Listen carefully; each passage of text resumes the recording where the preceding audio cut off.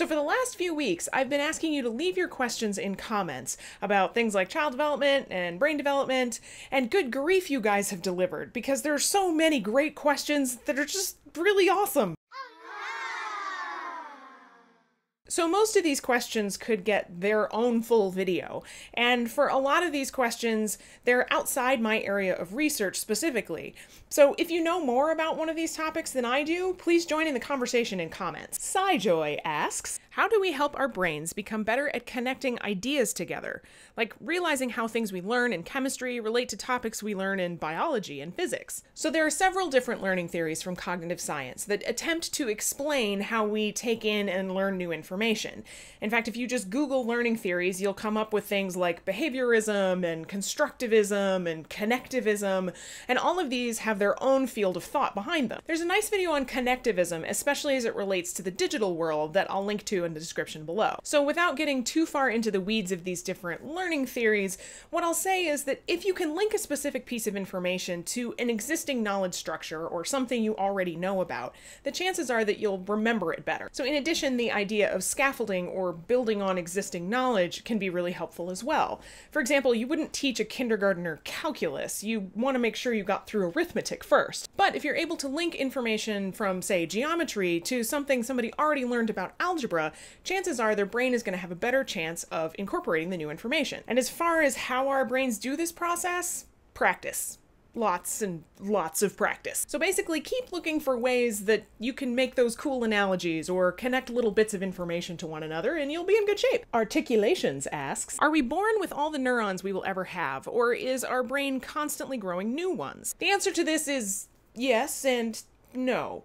We used to think that children were born with all the neurons that they would ever have throughout their entire life, but some more emerging research actually is suggesting that there are certain parts of the brain that can grow new neurons. So the key here is that research suggests that this can only really happen in a few areas of the brain, including the hippocampus and the subventricular zone. The hippocampus you may have heard of before because it's involved in memory function. And as for the subventricular zone, we know a little bit less about that, but it's important because it's where new neurons seem to be formed. But a word of caution. If you hear something in the popular media about the human brain growing new neurons, remember two things. One, this research has only really been demonstrated in a few areas of the brains of rodents and monkeys. And two, those neurons can't just migrate to places where they might be needed most. Though it's entirely possible that in the future of medicine we'll figure out how to do that. Jake Has an Apple asks, I've heard in the past, I think from Bill Nye, that having a smaller brain means that your brain was able to take everything it should have and condense it to not take up as much space, thus making you smarter by having a smaller brain. But I don't know if that was really true. Is this what is meant by synaptic pruning?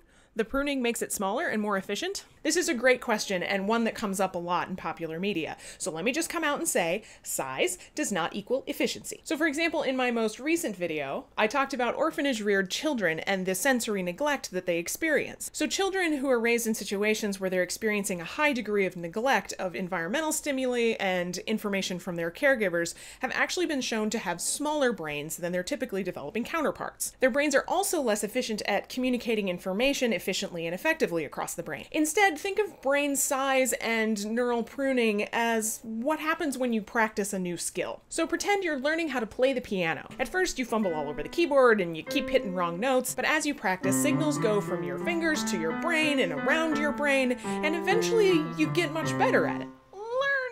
This is because your brain becomes more honed and more efficient. It creates those pathways that are necessary to effectively play the piano. And this all makes your brain more efficient, but it does not necessarily make it smaller or bigger at all. Juan Pablo Vargas Gonzalez asks, I'm wondering how people behave or perceive the world according to language, and how learning a new language can affect identity, or how identity can affect the process of learning languages. Whoa. This topic is really fascinating, but I am totally not qualified to talk about it. But over at the Ling Space, they have some really great videos on linguistics and linguistics development. I also ran into some TED Talks on cultural identity, which might be interesting. And unfortunately, when I Googled identity and language development, all that really came up was a lot of journal publications and scholarly books.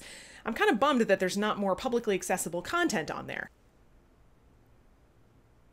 In response to my recent video on parental incarceration, Practical Poppins asks, how can we make this better, especially for the children affected? Well, how much time you got? I think there are several ways that we can and are beginning to work on this issue.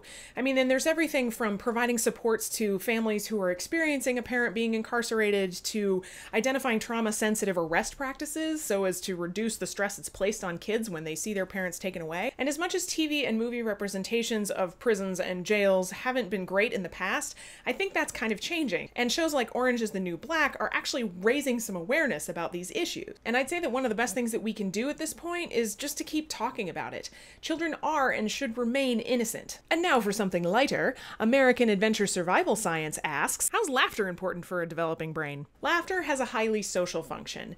That is, in social situations, when you're laughing together, it creates kind of a social bond. It's also a metric for social acceptance. As for what's happening in the brain, when people laugh, the reward centers in the brain are activated, and neurotransmitters that are responsible for creating feelings of pleasure are released. And we all know that laughter can sometimes help boost our mood, and that's because these reward pathways are activated. So in short, we laugh because it's enjoyable and because it helps us bond with one another, something that babies should experience early and often. And finally, High-Waisted Pantaloon says, but seriously, babies. Am I right? Yeah, you're right. So did any of this information that I shared spark any new questions for you? Do you want me to do any deeper dives on some of these topics in particular? Or do you have information and knowledge to share about these questions? Share it all in comments. And as always, if you can do the liking and sharing and subscribing, that'd be great. And we'll see you next week.